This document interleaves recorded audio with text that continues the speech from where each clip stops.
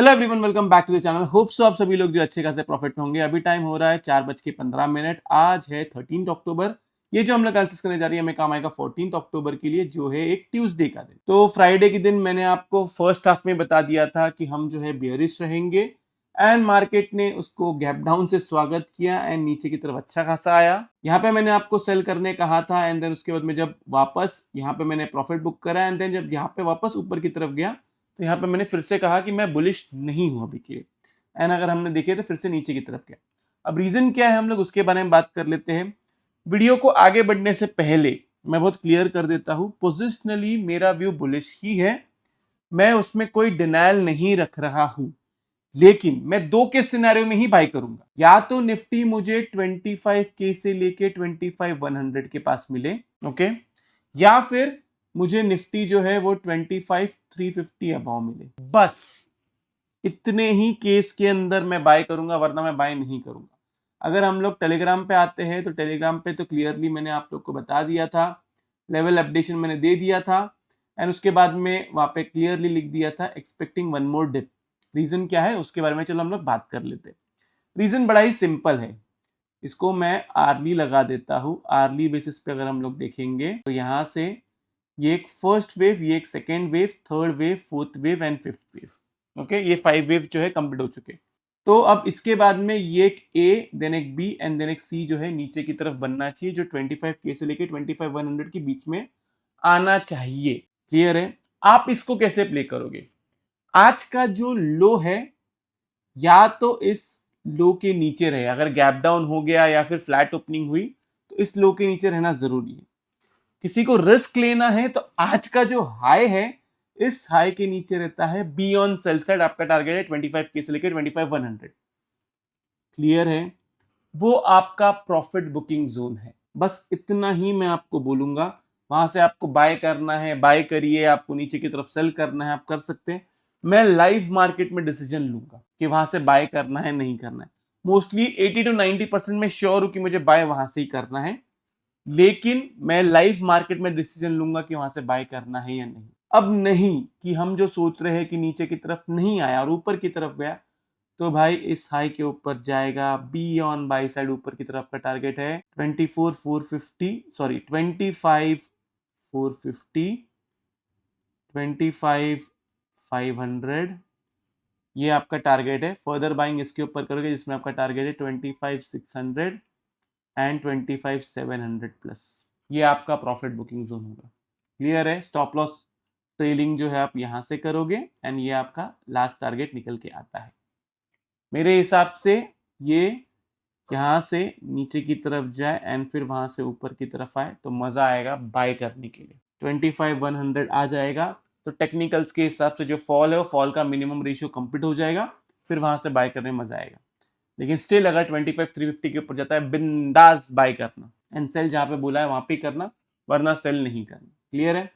ये रही बात निफ्टी के में। आते हैं बैंक निफ्टी में। देखो गाइस, डिसाइडर जो है ना, डिसाइडर कि मार्केट को क्या करना है वो बैंक निफ्टी डिसाइड करेगा। मार्केट को पुल बैक देना है नहीं देना है ये बैंक निफ्टी डिसाइड करेगा।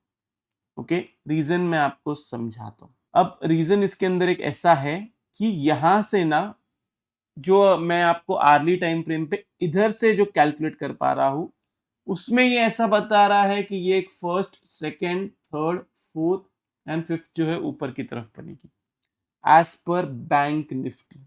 लेकिन दोनों अलग अलग चल रहा है। निफ्टी एक अलग चीज बता रहा है, बैंक निफ्टी एक अलग चीज बता रहा है। मैं निफ्टी को प्रेफरेंस ज्यादा देता हूं अभी के लिए। जनरली ऐसा होता नहीं है, मैं चार्ट वाइज प्रेफरेंस देता हूं दोनों को। हो सकता है कि निफ्टी जो है वो 25,250 के अराउंड ही घूमता रहे एंड बैंक निफ्टी जो है वो 57 के टच कर ले। पॉसिबिलिटी पूरी है। मतलब यहां से ये 127% जो है उसको टच कर ले, ये इसका 127% टच कर ले, फिर उसके बाद में ए, बी और सी जो है फिर नीचे की तरफ बने। क्लियर है? और एल्स दूसरा सिनेरियो ये है कि फिफ्थ वेव जो है वो यहाँ पे बन चुका है, ये बन चुका है फिफ्थ वेव इधर, देन एक ए, बी और सी जो है वो ऐसे बनेगा। ओके, ये सेकेंड सिनेरियो। प्ले कैसे करना है? 56,800 के ऊपर रहता है be on by side. Okay, ये मत देखो फिर निफ्टी में क्या चल रहा है क्या नहीं चल रहा है। 56,800 के ऊपर रहता है बी ऑन बाई साइड, आपका टारगेट है 57 के। फर्स्ट टारगेट छोटा सा रखा हुआ है एंड 57 के अबव जाएगा तो 57,500 से 58 के। क्लियर है? अब नहीं, आज का जो हाई है उसके नीचे ही रहता है तो आपका टारगेट है 56,200 से लेके 300। फर्दर सेल आप 56,200 के नीचे करोगे एंड अगर यहाँ पे बाय करना होगा तो वो मैं टेलीग्राम चैनल पे बता दूंगा। मतलब यहाँ से ये इसे करके एक इधर से फिर यहाँ से ऊपर की तरफ जाएगा तो उसके बारे में हम तभी बात करेंगे।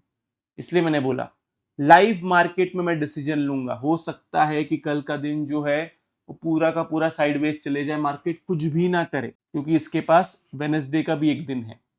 समझो इस बात को। हो सकता है कि वेडनेसडे के दिन फिर डिप आए फिर वहां से ऊपर की तरफ जाए।